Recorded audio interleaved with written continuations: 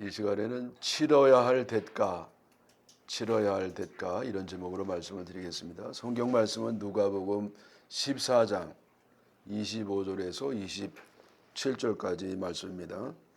누가복음 14장 25절이요. 수많은 무리가 함께 갈새 예수께서 돌이키사 이르시되 무릇 내게 오는 자가 자기 부모와 처자와 형제와 자매와 더욱이 자기 목숨까지 미워하지 아니하면 능히 내 제자가 되지 못하고 누구든지 자기 십자가를 지고 나를 따르지 않는 자도 능히 내 제자가 되지 못하리라. 아멘.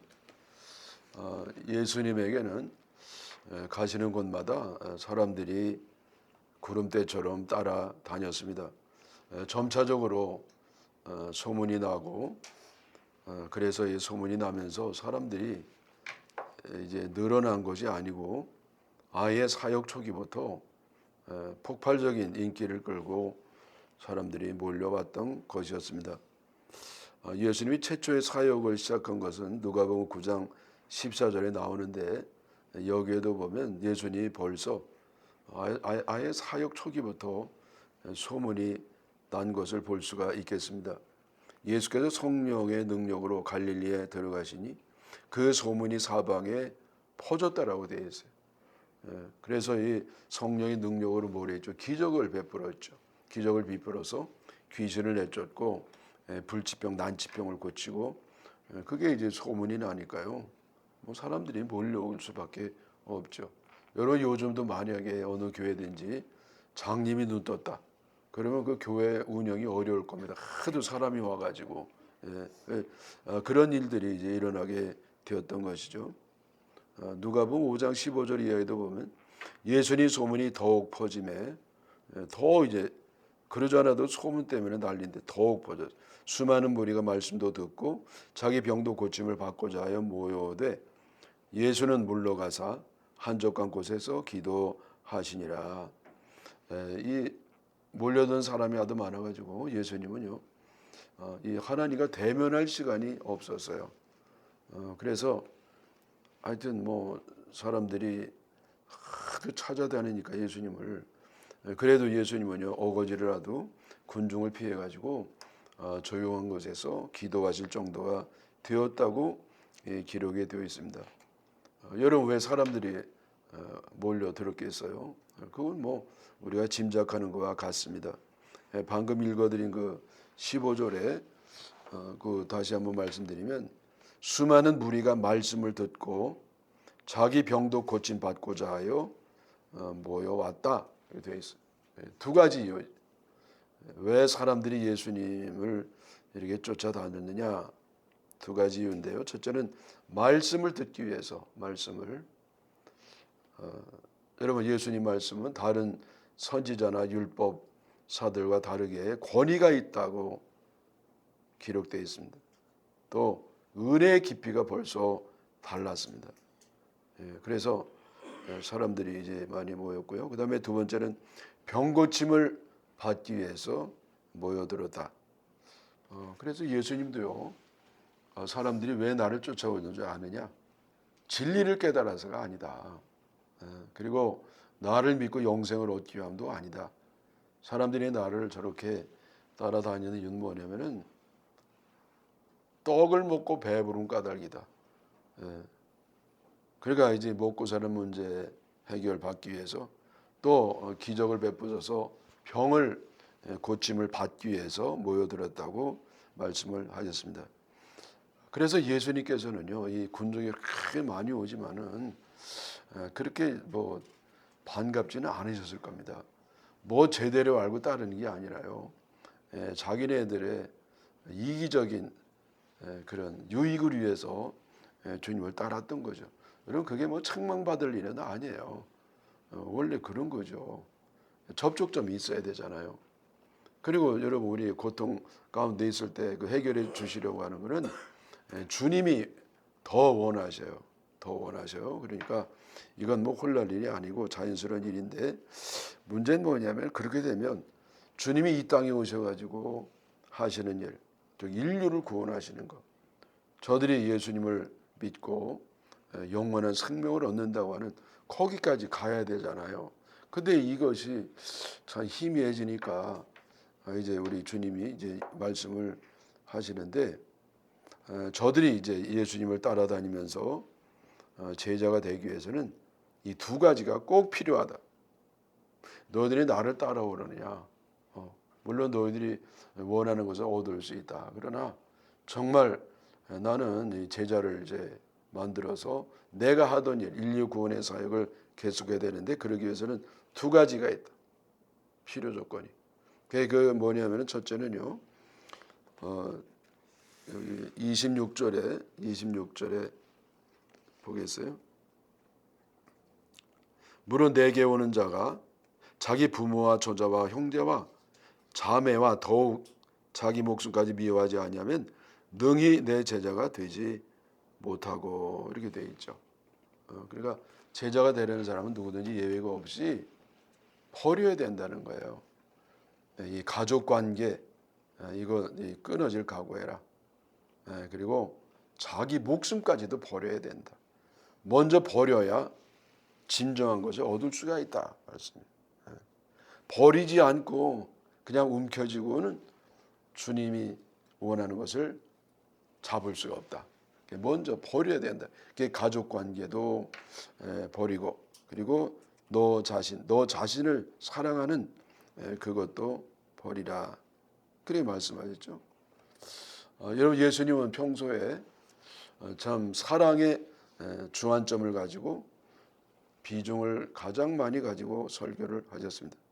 또 평안에 대해서도 자주 말씀을 하셨습니다. 그래서 이 사람들은요, 예수님 말씀을 두고 따라다니면 서로 이제 가정의 화평이 이루어지고 살아가면서 행복한 화목한 가정을 이룰 수 있다고 생각을 했습니다. 근데 난데없이 너의 가족을 미워하지 아니하면 내 제자가 될 수 없다. 갑자기 또 이건 또 무슨 말씀이에요? 예수님 따라가면서 평화가 이루어지는 건데 이제 불화가 이루어진다는 거예요. 이 마태복음 10장 34절에도 보면은요, 내가 세상에 화평을 주러 온 줄 아느냐? 아니다. 화평이 아니라 검을 주러 왔노라. 그럼 검이 뭐 싸울 때 막 찌르고 죽이는 거잖아요. 검을 주러 왔다. 여러분, 검 갖고 계세요? 그다음에 전쟁을 일으키려고 왔다고 하고 서로 불화하게 하러 오셨다. 원수가 바로 자기 집 식구니라, 그러기까지 말씀을 하셨습니다.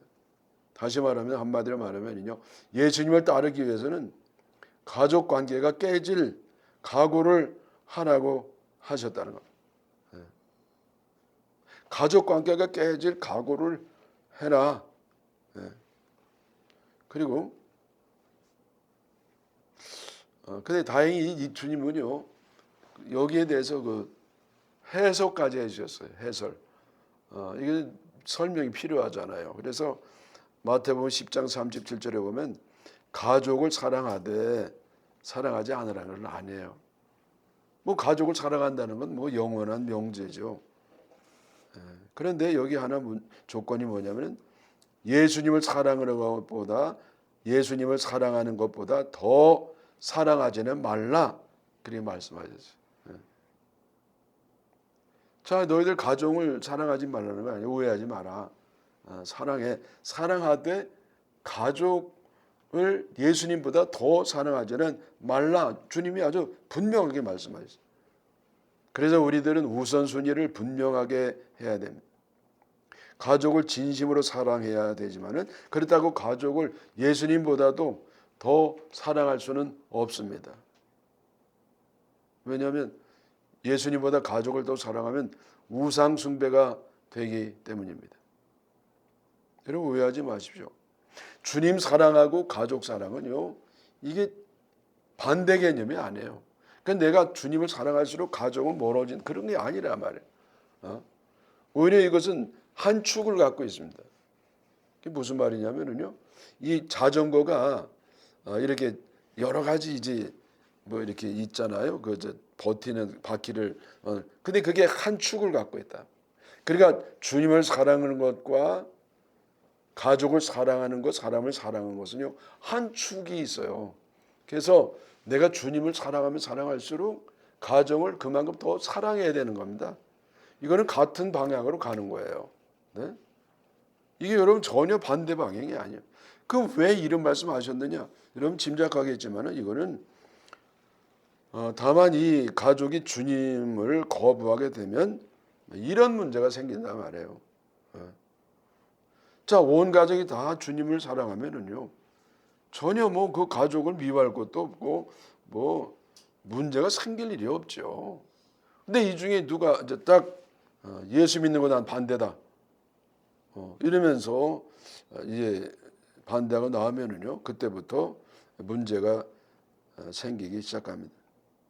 가족이 주님을 거부하게 되면 문제가 생기는데, 가족이 예수 믿는 나를 싫어해서 날 핍박하고 교회 다닌 것을 반대하고 나서면서 가족이 원수 아닌 원수가 됩니다.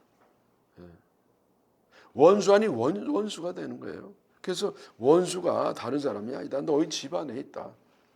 왜? 예수 믿는 걸 그렇게 반대하니까.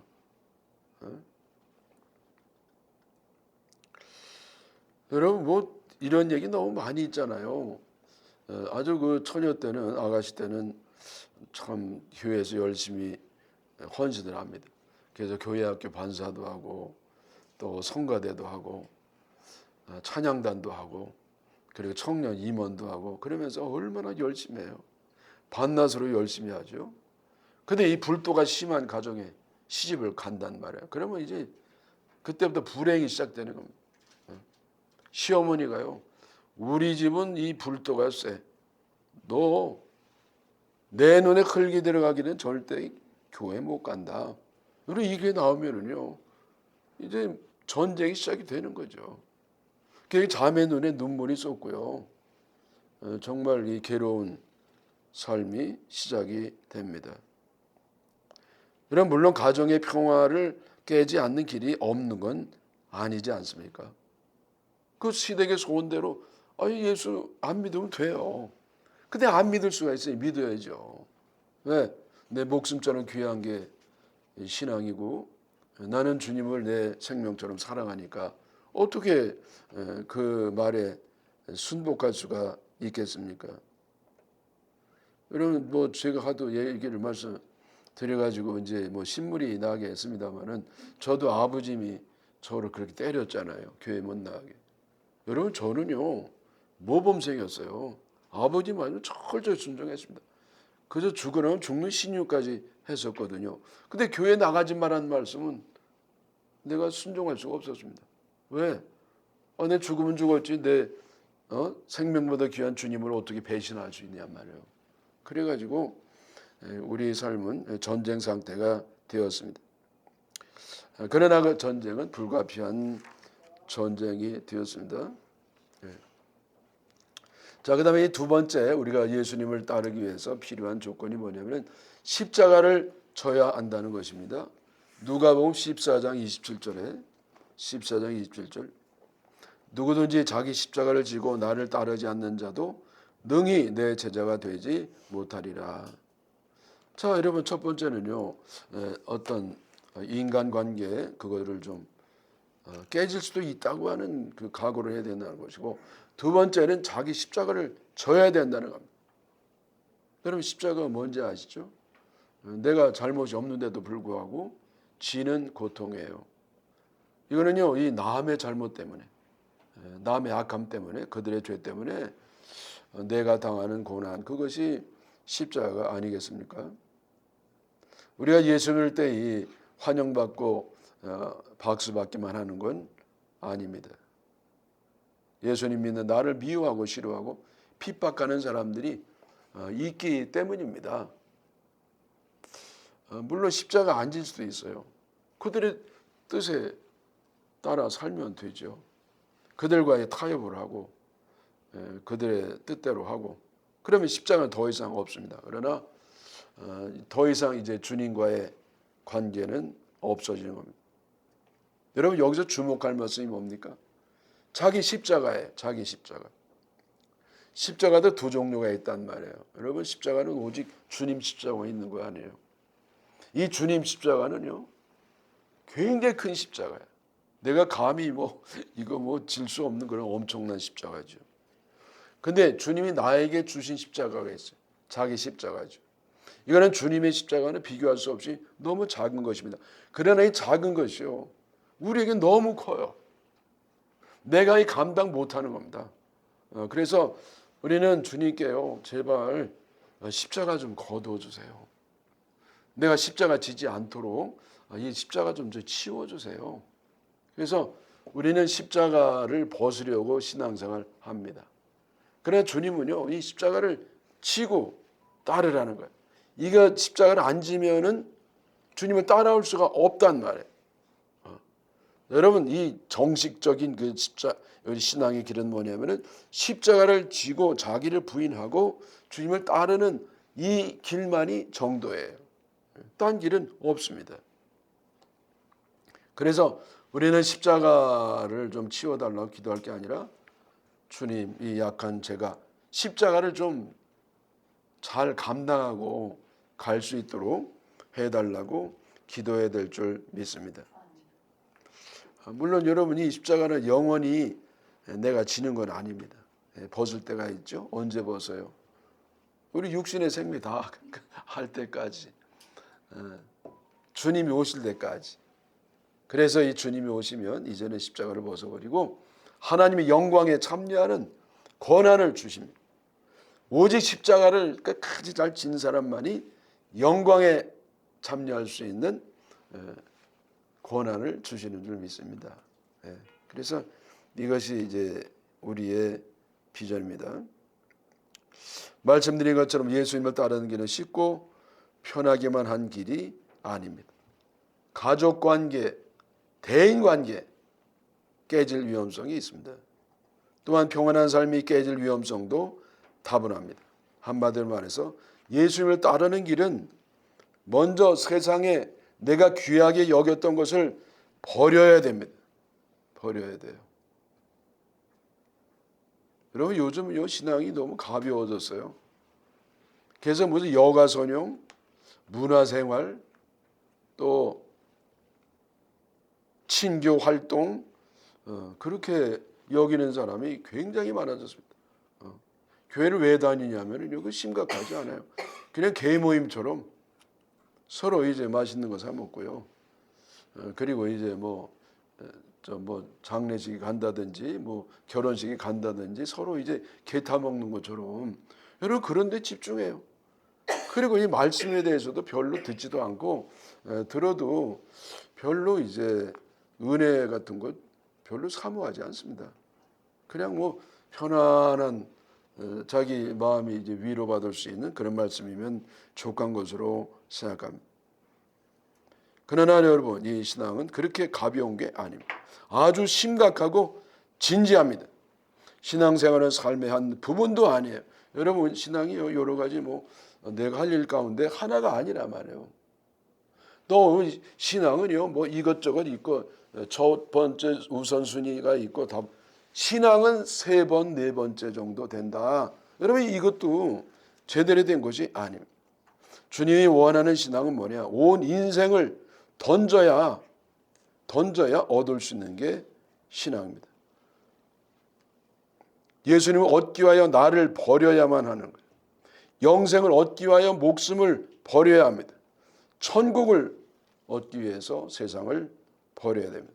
그래서 여러분, 먼저 버려야 나중에 얻을 수가 있단 말이죠. 여러분, 손해물 꽉 쥐고 있는데 어떻게 더 무엇을 잡을 수가 있겠습니까? 먼저 이걸 버려야 주님이 원하는 것을 잡을 수가 있습니다. 그래서 누가복음 14장 33절에 보면은 이런 말씀이죠. 14장 33절, 이와 같이 너희 중에 누구든지 자기 모든 소유를 버리지 아니하면 능히 내 제자가 되지 못하리라. 자기 모든 소유를 버리라는 거예요. 여러분, 너무 걱정하지 마세요. 가서 또 적금 깨가지고 주식 깨가지고 다 바치라는 거 아닙니다. 이 가치관의 문제예요. 우리 삶을 다 주님 앞에 던져야 되는 것이 신앙이고, 그래야 얻을 수가 있다는 얘기죠. 여러분 마태복음 13장에 보면은요 천국에 관한 비유가 두 가지가 나오는데 그것이 오늘 우리 주제와 합당한 그런 내용이 됩니다. 그래서 여기 그 마태복음 13장 44절에 보면은요 13장 44절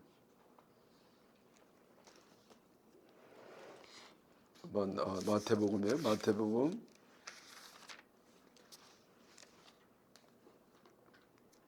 44절 천국은 마치 밭에 감춘 보화와 같으니 사람이 이를 발견한 후 숨겨두고 기뻐하며 돌아가서 자기의 소유를 다 팔아 그 밭을 사느니라.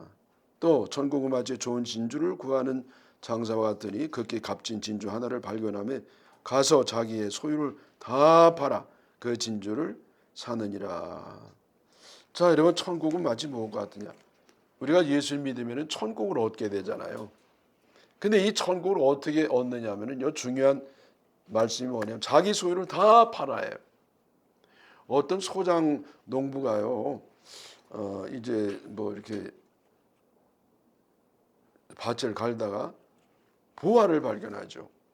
그게 쟁기가 뭐 돌거려 걸렸어요. 그래서 그 흙을 이렇게 제거해 봤더니 커다란 상자가 나왔습니다. 열어봤더니요, 그 금화가 가득 차 있는 거예요. 야, 이런 금화 옛날에 금으로 된 돈이 꽉. 여러분 이거는요, 그 돈에 대한 가치도 있지만은 어떤 그 문화재적인 가치까지 더해져 가지고 한 천문학적인 게 되지 않겠냐고요. 근데 얼른 집에 그냥 가져오면 이게 큰 도둑이 됩니다. 그래서 어떻게 해요? 덮어놓고 모르는 척하고 그걸 이제 살려고 합니다. 살려니까 뭐 돈이 있어야지. 이 양반이 남의 저 땅에서 이제 자기 땅은 없고요. 그냥 뭐 하는 사람 무슨 돈이 있겠어요. 근데 꼭 갖고 싶단 말이에요. 그래가지고 자기가 있는 거 다 털어가지고요. 은행에서 뭐 여기저기 막 그냥 대출을 일으키고 뭐 신용 하여튼 모든 걸 다 해가지고 그걸 삽니다. 여러분 누가 내놓은 걸 사야 싸게 사지. 가만히 있는 거를 팔려고 그러면요 올라가는 겁니다. 근데 이걸 샀어요. 그랬더니 그 자기 주위에 있는 사람, 주변에 있는 사람들이 아이고 그 쓸데없는 밭 그거 뭐에다 쓸 건데, 그 절대 농지인데 어떻게 하려고 그래? 근데 이 양반이만 그 주인이 죽기 전 기다려야 되죠. 미리 하면 또 시비가 되잖아.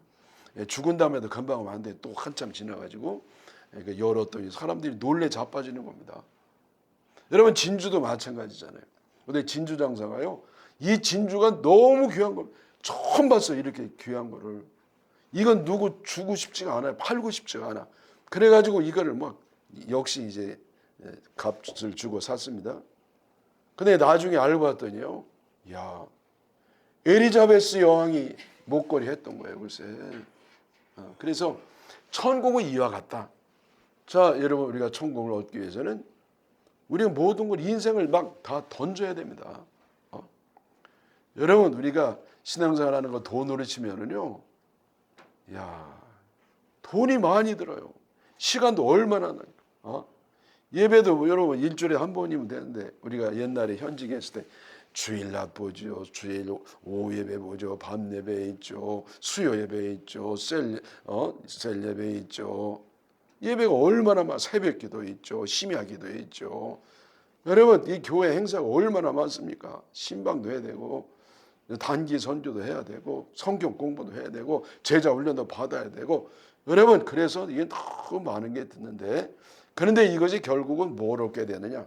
천국을 얻게 되는 거예요. 천국을 얻게 되는 거예요.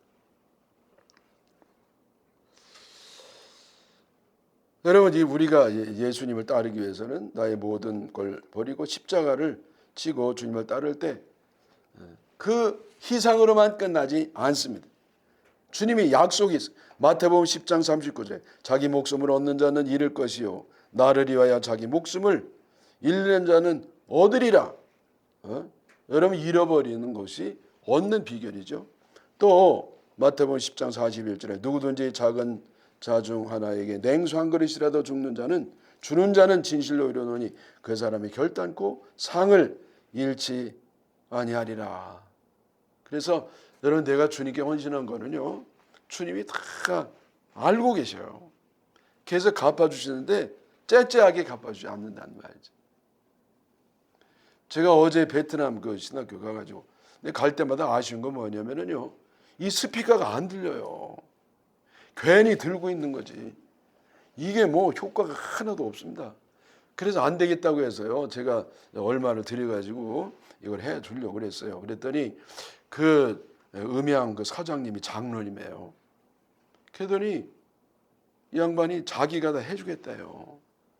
그래서 저는 그냥 이동용 이렇게 마이크만 달려 있는 뭐 그런 거 있잖아요. 그랬더니 그게 아니에요. 뭐 제대로 된 걸 막 그냥 상자를 한 10개를 갖고 올라왔어요. 그랬더니 이거를 막 해주는데요. 이야, 이게 수초만 하는 거예요. 그래서 내가 세상에 장로 이름 어떡하시냐고, 사업하는 분이 이거 자선사업가도 아니고 이런 식으로 사업하면 큰일 납니다. 그랬더니 아닙니다 목사님, 저는 이 선교하려고 장사하는 겁니다. 이런 거 하려고 장사하는 겁니다. 앞으로도 필요한 거 있으면 말씀하라는 거예요. 참 여러분, 저는 진짜 감동했습니다. 여러분, 주님이 그 장로님에게 큰 상을 주실 줄로 믿습니다. 여러분, 주인은 해야 됩니다. 보상을 바라고 계산적으로 막 이렇게 버리고 헌신한 사람들은 벌 받아요. 왜냐하면 위선이니까. 그러나 주님을 사랑하는 마음으로 순수하게 희생하면 주님께서 갚아주실 줄로 믿습니다.